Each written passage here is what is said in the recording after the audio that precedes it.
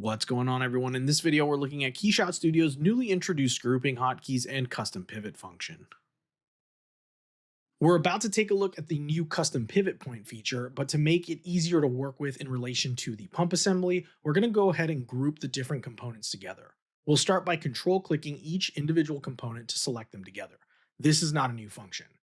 What is new in 25.3 is the ability to use the hotkeys Control G to quickly group these components in the scene tree, which you can see being done now.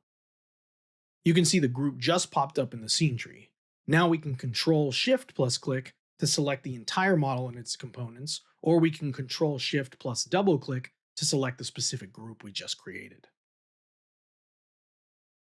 Now that we set up the pump assembly as a group, let's use the new custom pivot feature to adjust the pivot point. As a demonstration, you can see that when the group is selected and the move tool is open, and we try and rotate the part along the Z-axis, it does not rotate around the central point of the bottle's opening correctly. We can try it in origin mode as well and see that it still does not rotate correctly. To fix this, we're going to use custom pivot.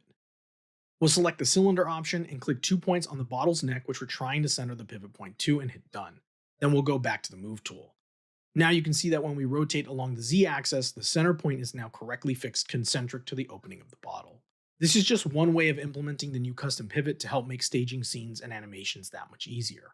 This new tool just lends to greater flexibility and freedom from defined pivot points coming from your preferred CAD applications, particularly when origin points and pivot points may have been off during the modeling of a given piece of geometry.